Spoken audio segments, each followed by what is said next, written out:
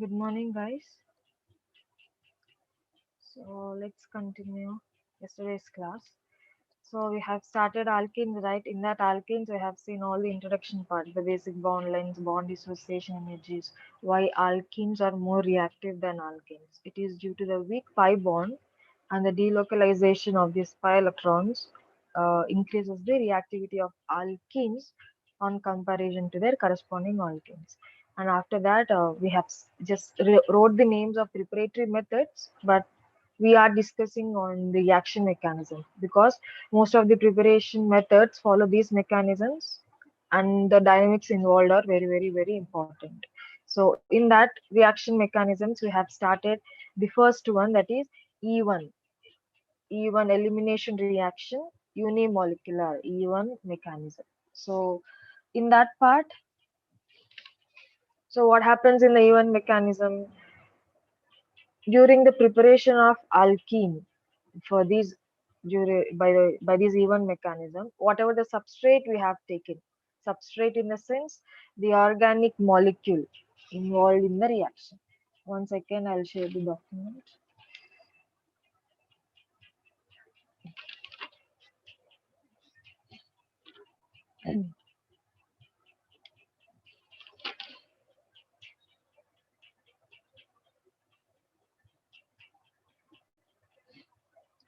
So when it comes to E1 mechanism, whatever the substrate we have taken or the reaction involved, substrate in the sense the reactant, organic reactant in the reaction mixture, the one which is undergoing changes, either formation of new bonds or breakage of the existing bonds.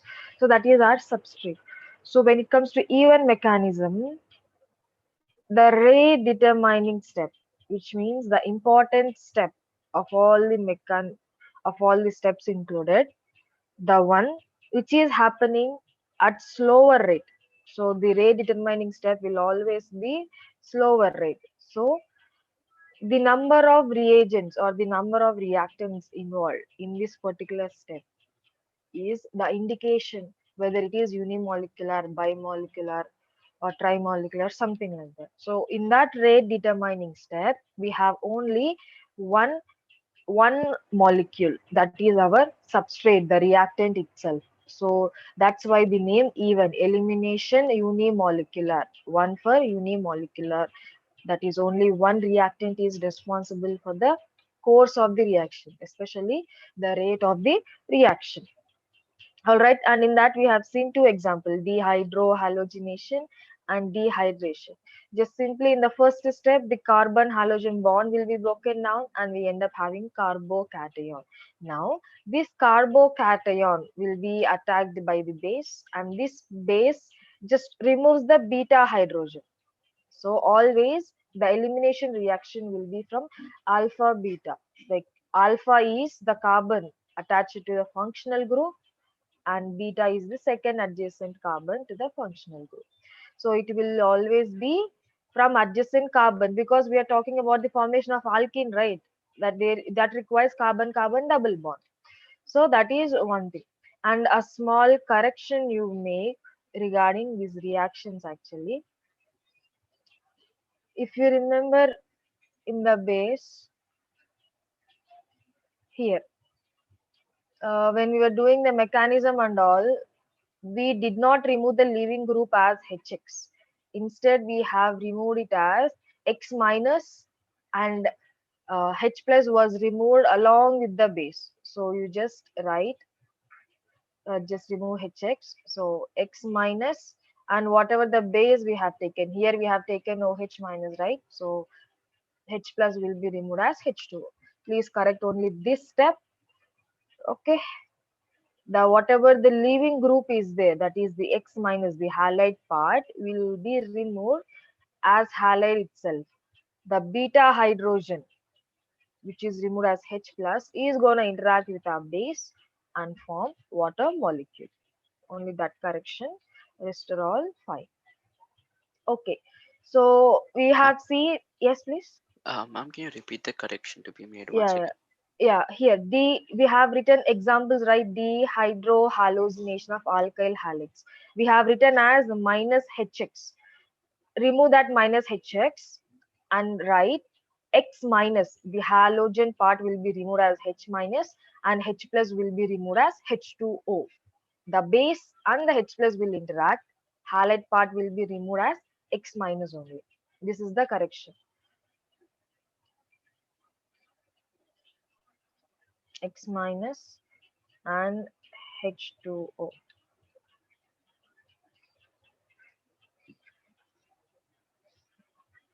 All right. Okay. Mm, all right. So since we have seen the mechanism and the most favored product, the most favored product during alkene formation will be the most substituted alkene. Why? Because it will be stabilized by hyperconjugation, and that's the reason why it will be the most stable or major product in the reaction mixture. Obviously, all the positive products will be there, but the major one will be the most stable one. Especially in case of alkene formation, it will be the most substituted alkene, and that rule is called as Saytzeff rule. Saytzeff. So this Saytzeff rule is nothing but formation of more substituted alkene, just like here. ZZ rule. Major product will always be a more substituted alkene because it will be stabilized by hyperconjugation structures. So that is one thing. Now let us try to further elaborate if there are any other factors on which this particular even mechanism or even reaction is gonna depend. So today is 16th Feb. Okay. So take a heading, characteristics of E1 reaction or E1 mechanism. Both are same thing. Whatever we dealt it, whatever we explained till now, we are gonna write all of them at the same place. That's it.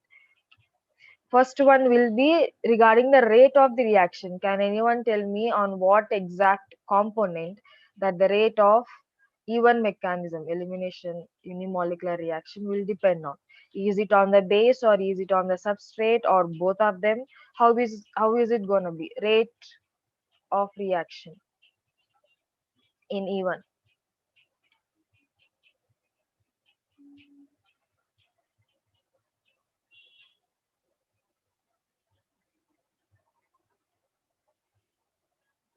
Amount of substrate, yes. Uh, yes, very good. The reactant, they are gonna dependent on the reactant not on reagent. Reagent is the base. Our reactant is the product, that is substrate. Sorry, reactant is our substrate. Reagent is the base. Or dehydration of alcohols and the halogenation examples of even mechanism. Yes, both of them are examples of even mechanism.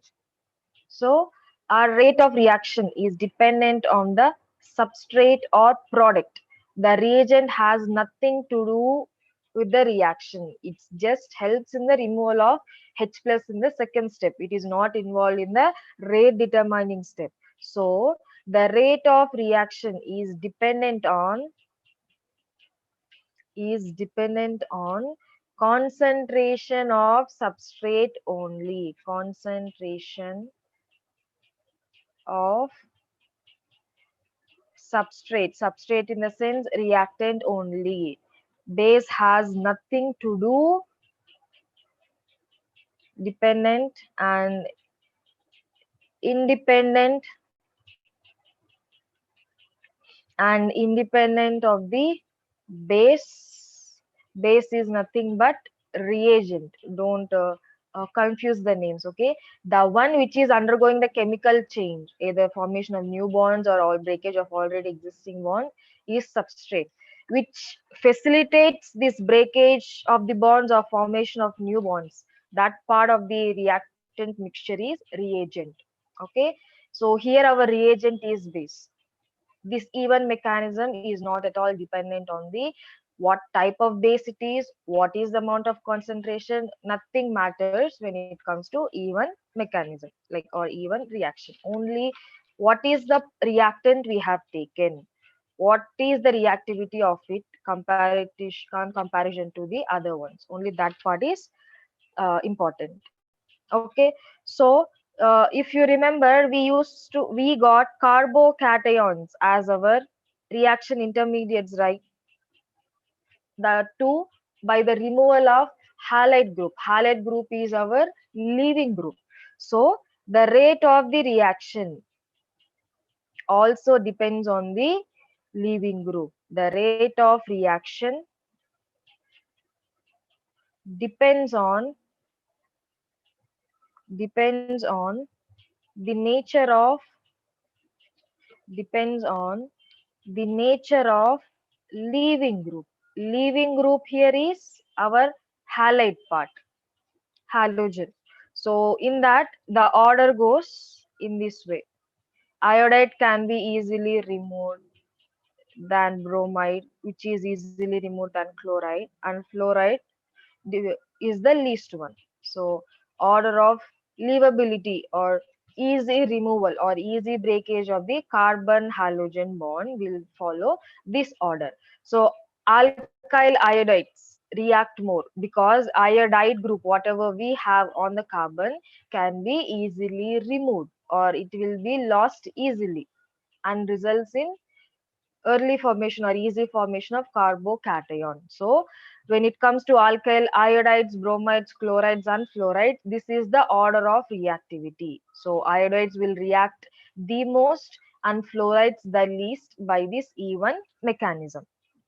Okay, so once the reaction has started, after halogen is also gone, then the second step includes the removal of beta hydrogen, right? And in the process, whatever the product is formed, it will be according to Saytzeff rule only. So product formation product formation takes place product formation takes place by Saytzeff rule. Saytzeff. So Saytzeff rule, but there are some exceptions. So according to Saytzeff rule, we are expecting an alkene with more substituent or more number of branching and all. Especially carbon carbon double bond should have more substituents. That's the only rule we have whenever we are talking about Saytzeff rule. But there are some exceptions. What are that exception, and do we have any particular name for it? Means yes, there is a particular name for it. So before we go for the name of this exception, let's look into example for this exception. So let's take 2 chloro 2 comma 4 comma 4 trimethyl trimethyl pentane trimethyl pentane. So we have CH3 CH3 CH3 CH3.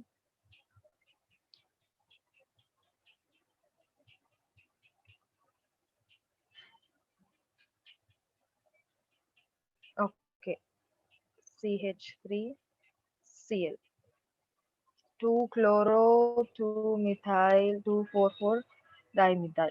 Just remove this carbon. This is not there.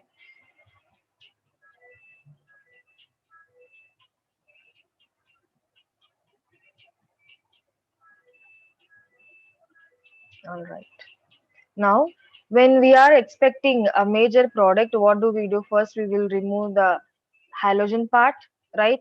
So after removal of halogen part, what is the type of carbocation we get? Is it primary, secondary, tertiary? What is it? It will be a tertiary carbocation because this carbon is attached to three other carbons and the chlorine will be lost as Cl minus. So till this step, it's fine. Chlorine carbon bond is broken down and we ended up having tertiary carbocation. Now how many beta hydrogens we have or beta position, how many possible products are there. We have to look into that, then only we can judge which position is going to give us the major product or more substituted alkene. So we have beta, this is alpha, right? This is beta, this is beta, and these two are equivalent. And this is also, oh wait, here you have CH2, and this is also beta, it's pentane. Yes, yes.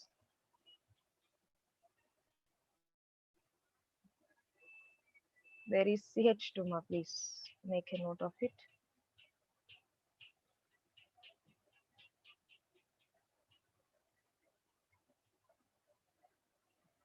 So we have two different sets of beta hydrogens. Okay. So in the first we have six of them equivalent, and another two are equivalent. So two possible products. These two are one set. This is also our beta carbon, right? This is also another set. So there are two possible products, and let's write them also. So we have CH3, CH3, CH3. Let's say this is our beta carbon along with more number of substituents. So if this is involved in the loss of H plus, we have CH double bond C, CH3 and CH3, right? And now the second possible product will be the removal of hydrogen from these two beta carbons. So if that happens, the product will look something like this: CH3, CH3, CH2, C, double bond CH2 and CH3. So according to the Saitzef rule, what do we expect? We expect the product number 1 to be major and product number 2 to be minor, right? That's what we expect, because product number 1 here has more substituents, 1, 2, 3, whereas in the product number 2 you have only two of them. This part is one substituent and only this part is another substituent. But in reality, the order will be opposite. This will be the minor product, this will be the minor product, around 19% only found, whereas this is the major product, around 81% will be formed. So what is the reason for it? So why exactly it is not following the Saitzef rule or the stability of the alkenes that we have learned till now? The main reason for this change is steric hindrance or steric effect, steric hindrance. So if we want to remove the beta hydrogen from this position and end up the product number 1, we have to consider the steric effect caused by these two alkyl groups on the carbocation, and the base cannot approach easily this beta carbon. So what will it do? Whatever the nearby beta hydrogen is available, it will react more with that one and gives us this particular product. So because of the steric hindrance, base interacts with nearby beta hydrogen and gives least substituted alkene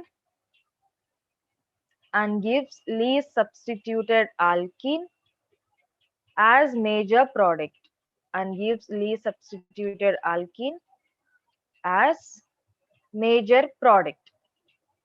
This is called as Hoffman's rule.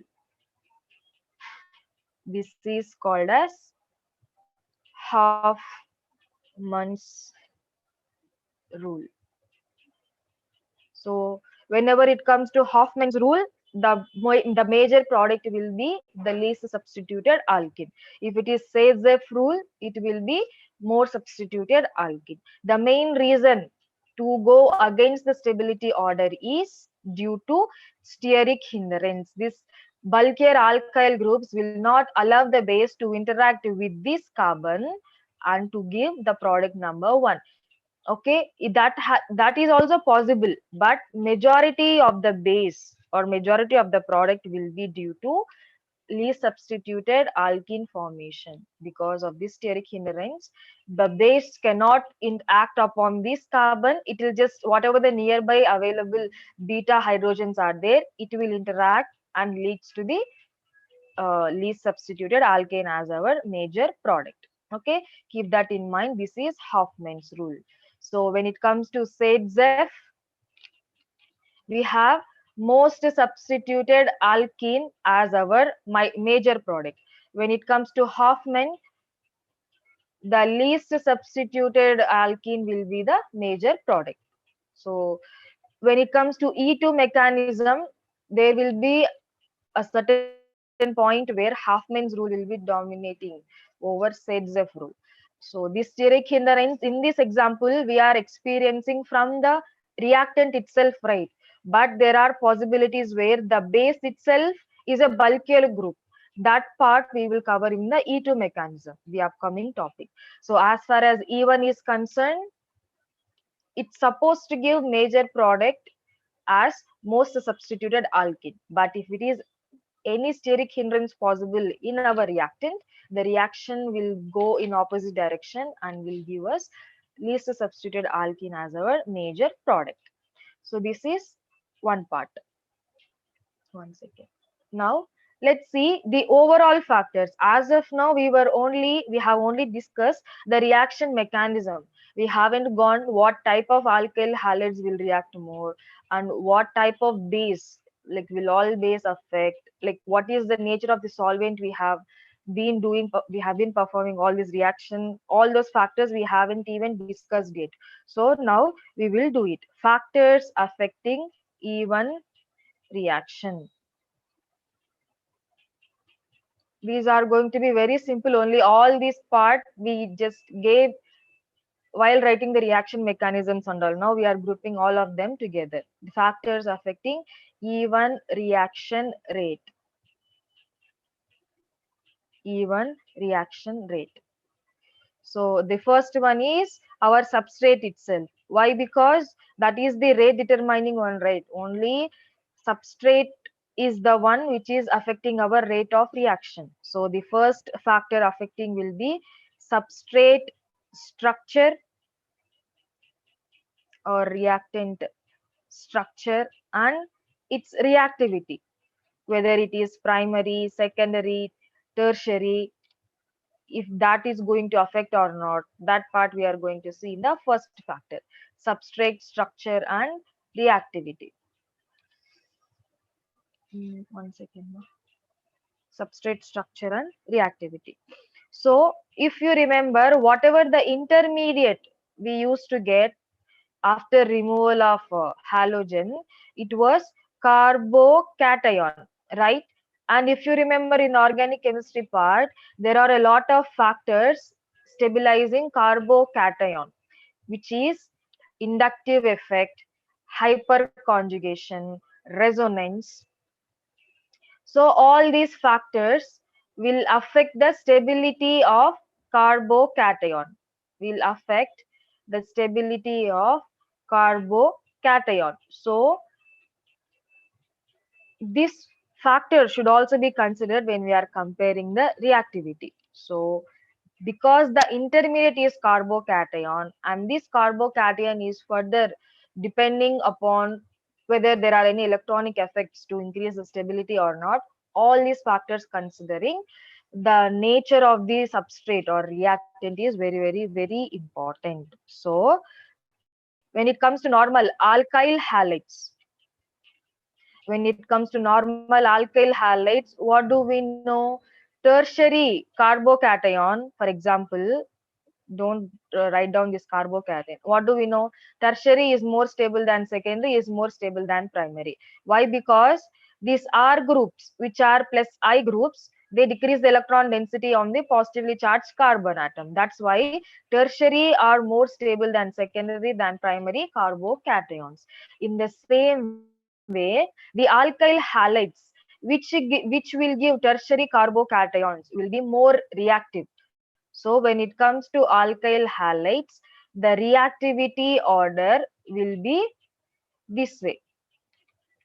Tertiary alkyl halides are more reactive than secondary alkyl halides than primary alkyl halides. Why? Because the so formed carbocation after the removal of CX bond should be stabilized, and the factors affecting them are these three.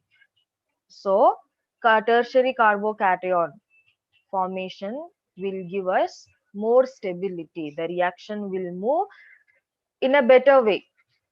I mean, so yeah, primary alkyl halides will be the least because the least stable carbocation is primary. The tertiary carbocation will be the most stable, so tertiary alkyl halides itself will be more reactive. So that is one thing, the nature of the carbon to which our halogen group is attached. Now, while writing the characteristics itself, we have written about the nature of leaving group, right? That is the halogen. The nature of leaving group, that is halogen. So let's make a note of it here also. Nature of leaving group in the same part itself. Nature of leaving group, that is the X part. What do we know as of now? Iodides will be easily removed than bromides, than chlorides, than fluorides. First thing, tertiary halides are gonna easily react, and added to that, if that is tertiary iodide, it will be more reactive. So first thing, nature of the carbocation form. Second thing is the ease of removal of that so formed halogen part. Uh, is steric hindrance only due to branched tertiary carbon? Uh, no, need not to be. Even the base can provide the steric hindrance. Even the base can provide steric hindrance. Need not to be reactant itself. We will see examples. We will see during E2 mechanism. Okay. So yes, take it down. Nature of leaving group. So iodide will be easily removed than bromide than fluoride. Okay. Okay. Now branching itself. So whenever we have plus psi effect or hyperconjugative effect, everything surrounds about alpha, whether alpha hydrogens are available. Are there any plus I electron donating group? Which means branching. Branching is also very, very, very important. So the alkyl or aryl substituents, the alkyl means normal regular alkyl groups, aryl in the sense uh, aromatic groups, benzene related derivatives, mostly phenyl groups. So alkyl or aryl substituents, alkyl or aryl substituents on alpha and beta positions and beta position with respect to leaving group, with respect to leaving groups, increases reactivity, increases reactivity, increases reactivity, and thereby increasing rate of oxidation.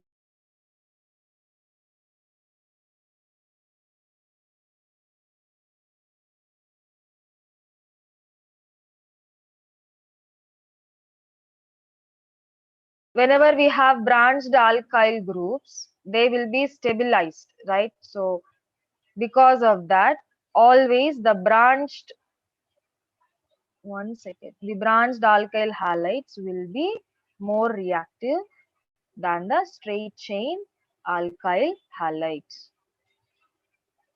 So that is the first, the type of substituent, how it is gonna affect. Next. Mm, Substrate is done. Now let's talk about the base, because one of the reactant mixture substrate is done. So what happens to base? Basicity, will its strength is going to affect, or concentration of the base we are going to take, will it going to affect? So as far as we know, base has nothing to do. Base does not affect the even reaction. Even reaction, whatever base you take, it just helps in the removal of H plus.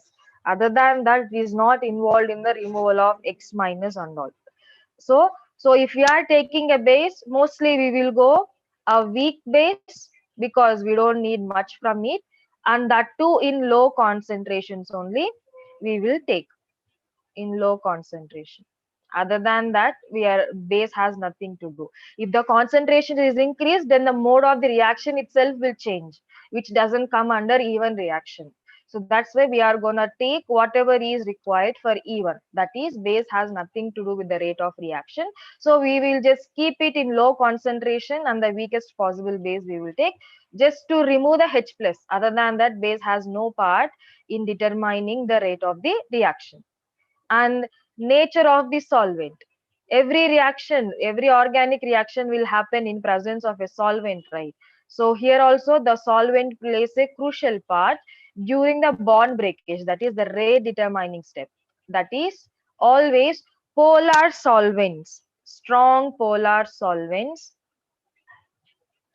strong polar solvents helps in ionization, ionization of Rx, in the sense the halogen, carbon halogen bond will be broken down, which is helpful only because the rate determining step itself is the breakage of this bond. So nature of this solvent, strong polar bonds helps in the ionization of Rx bond, that is carbon halogen bond, and favors the E1 reaction.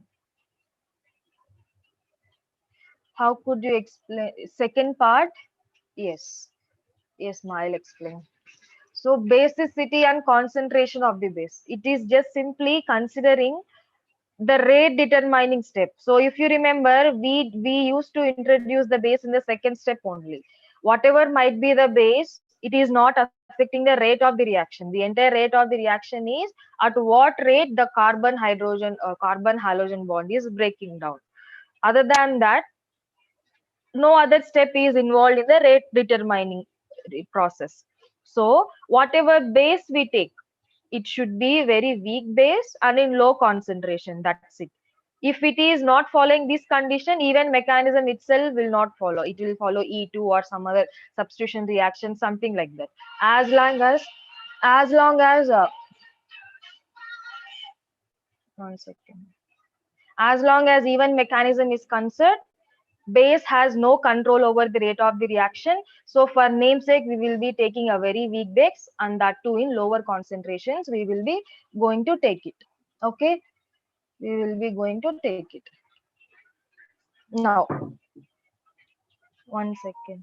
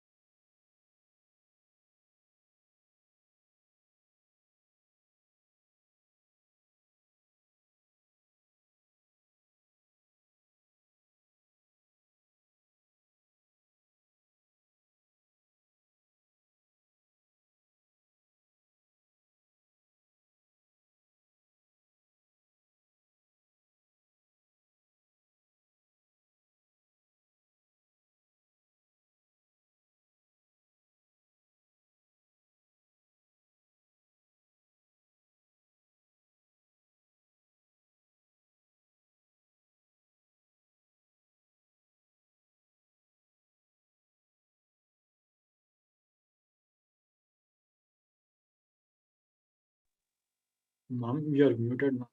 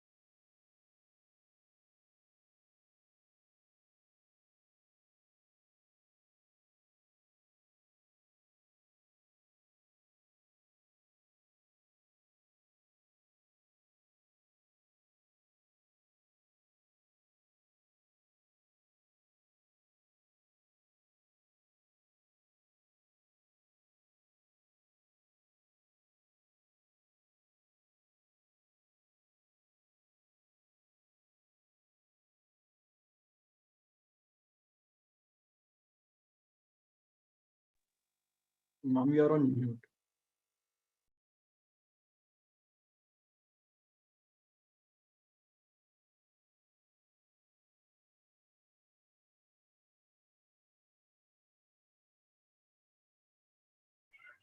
Guys, just 2 minutes, ma. I'll be back. Just give me 2 minutes time. I'll be back.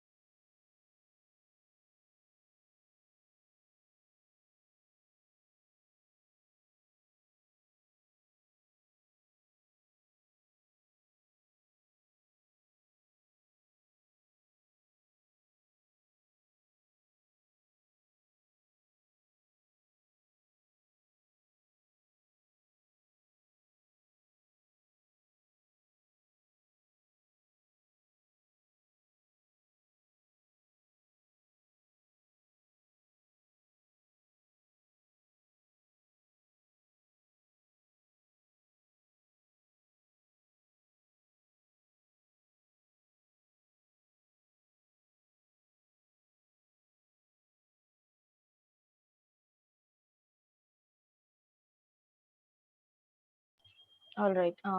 Sorry guys. So we'll continue. The thing is, I have another batch in Siddipet. What happened was they gave me the same slot, 8:30 to 9:40. The same thing happened last week also.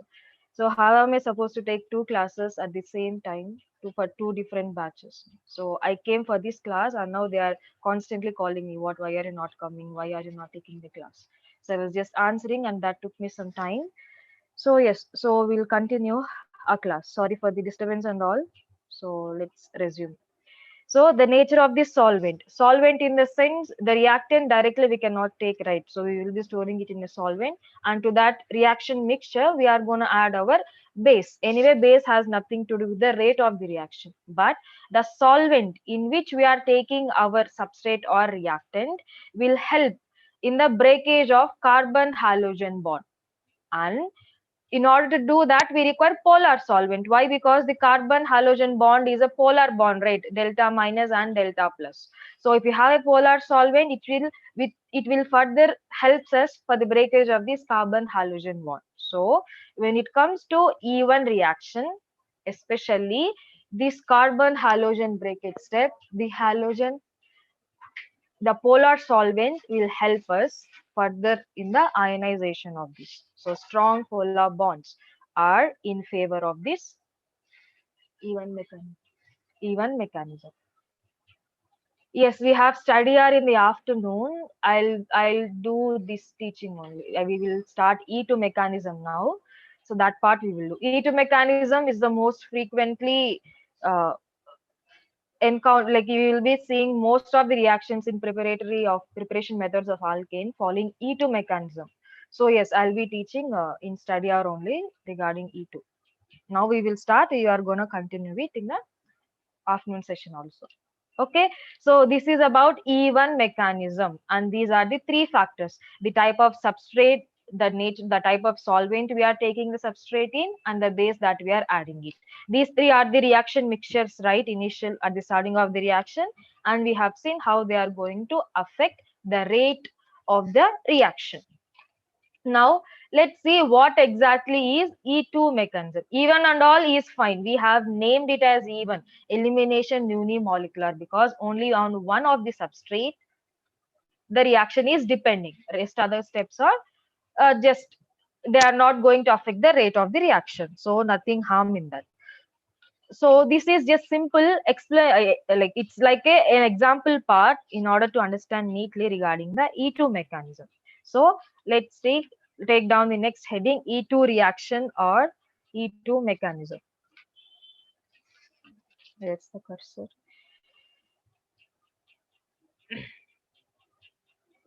E2 reaction or E2 mechanism. So this I will explain using an example, which will be easier part. So here also same alkyl halides we will take, and using that alkyl halides we will try to understand what happens in this reaction. So let's start.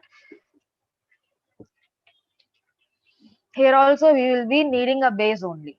So take some alkyl halide, bromobutane, CH3, CH2, CH2, CH2, Br. Now we have a base, C2H5O minus. So this C2H5 alkoxide ion, ethoxide ion will be our base.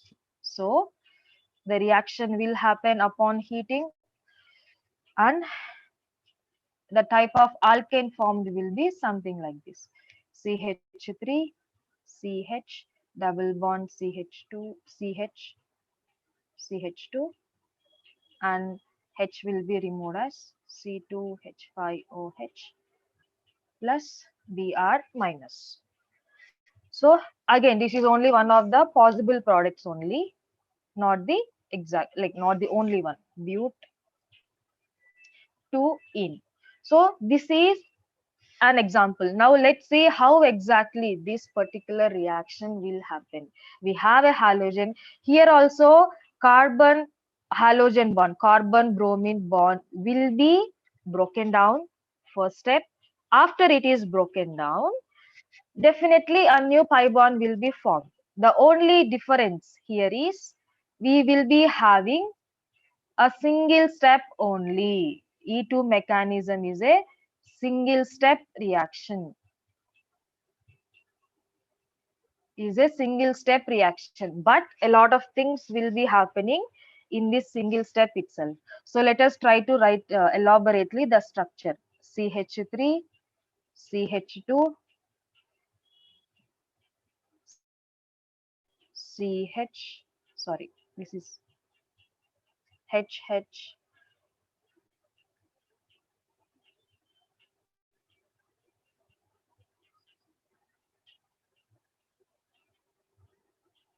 and the way we write our bromine and our beta hydrogen is very important in E2 mechanism. They should be in a transposition. Okay, why is that so? I will let you know. So this is CH, this is H, H, and Br. Okay, so this is our reactant. Now, what happened to our base? Our base is C2H5O minus. So, in the first step, slow step, there will be an intermediate formation. Here, the intermediate is not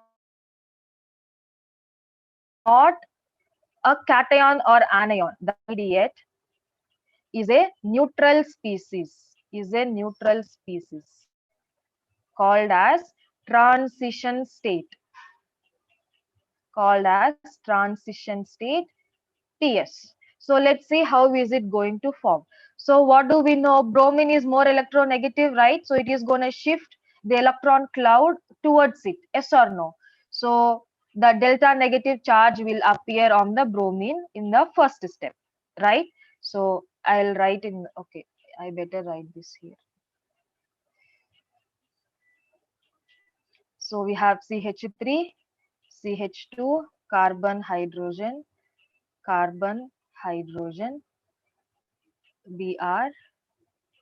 hydrogen, and we have hydrogen, C2H5O minus. Okay, now let's see. So the first step will be breakage of the carbon bromine bond. So, and that happens initially by the shifting of electron cloud towards bromine, and you have delta minus on the bromine, right? And now, while the electron cloud is shifted, definitely in the next step it is gonna break due to electrolytic cleavage, and Br minus will definitely be removed. Now there will be an intermediate, a transition state where the breakage of this Br bond and also the breakage of this H bond and the formation of new bond between OH. All these happen simultaneously, and even the partial pi bond between these two. So this is an intermediate stage where this is bond breakage. The carbon Br, whatever we have, this is gonna break in the next step, whereas a new bond between a base and hydrogen will be formed. After that is done, the breakage of this, okay, I'll use another color. Wait. So whatever the green color line we are drawing here, that is the bond going to break in the next step. Wait a minute.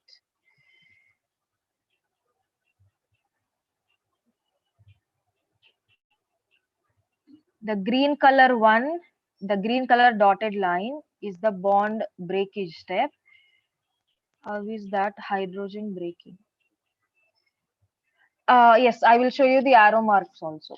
So these electron pair will form a new bond over here, and this will be removed as H plus. So that electron pair will be forming a new pi bond. For just follow the arrow marks here. Okay. So definitely beta hydrogen. This is our alpha hydrogen, right? Sorry, alpha carbon, and this is our beta carbon. Our beta hydrogen is the one which is being removed so that a new pi bond, carbon carbon pi bond will be formed.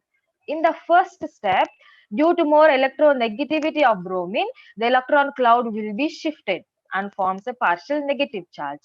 In the second step, the carbon will have a partial positive charge, na?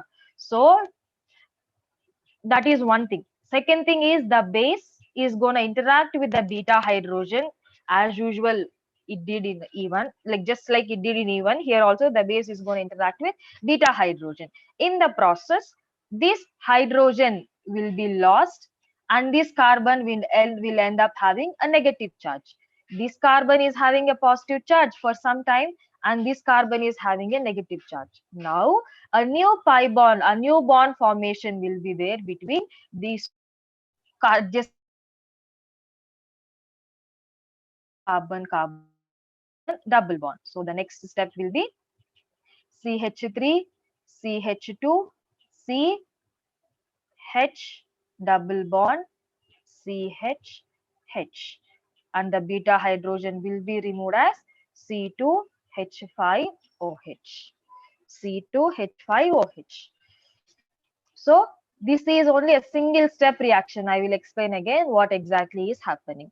Bromine carbon bond is polar, right? So the electron cloud will shift, and there will be an intermediate state or a transition state, we call it, where the leaving groups and the incoming, like the bond which is about to form, both the leaving groups, all of them will be happening at one time itself. The red colored lines, whatever we have drawn, that is new bond formation. The green colored dotted one, what we have drawn, it is the breakage of the already existing bond. Is it homolytic or heterolytic cleavage? It is going to be heterolytic cleavage only, right? Bromine will be removed as Br minus as an anion. Okay, it is going to be Br minus. If that happens, carbon will have for some time a positive charge, proper positive charge, and by the laws of this H plus, this carbon will have minus charge for some time. Then in the next step, they are going to form a new pi bond. Heterolytic cleavage will happen between carbon and bromine without any doubt. No homolytic cleavage anywhere. Okay, so first carbon bromine bond will be broken down, bromine will be removed as Br minus. In the second step, beta hydrogen will be removed, and that beta hydrogen will be added to our base, and we have our ethyl alcohol in the reaction mixture. And since this carbon is losing electron and this carbon is gaining the electron, they form a new pi bond between the pure atomic orbitals, a new pi bond. Can you explain the charge formation on the carbon atoms in the second step? Actually, we are not supposed to write the charges, but for understanding sake, I will write again, but don't mark them, okay? Just try to understand. Okay, let me erase and write again the intermediate step.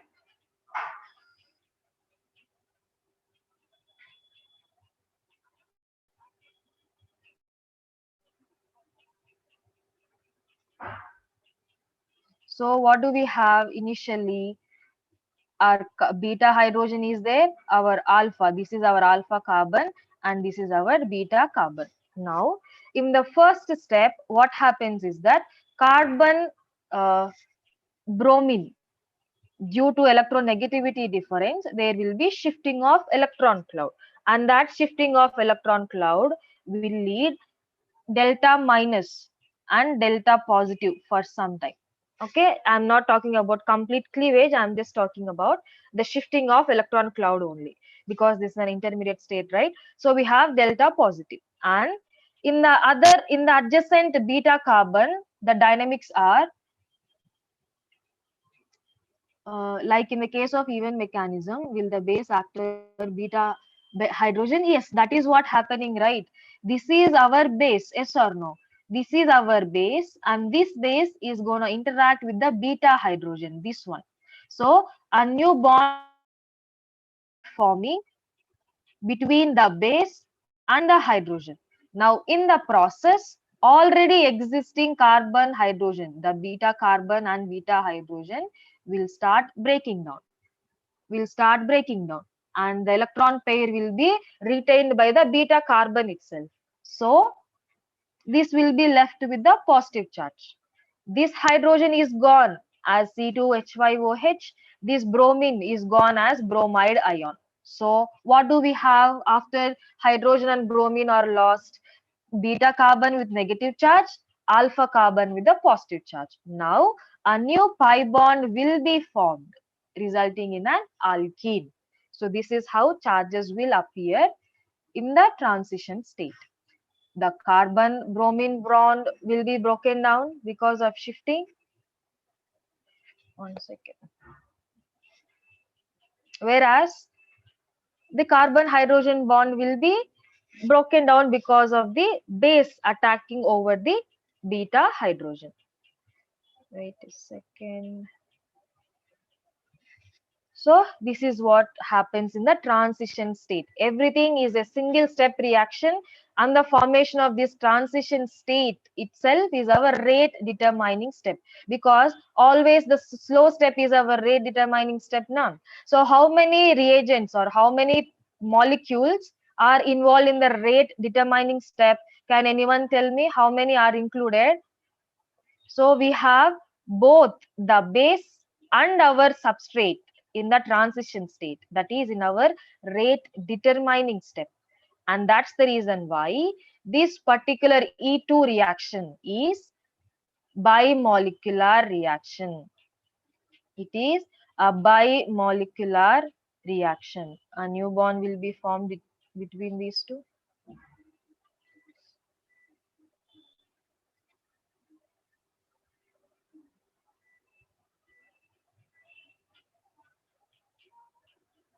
O minus, partial bond, partial bond, partial bond, partial bond. So this will be the actual transition state.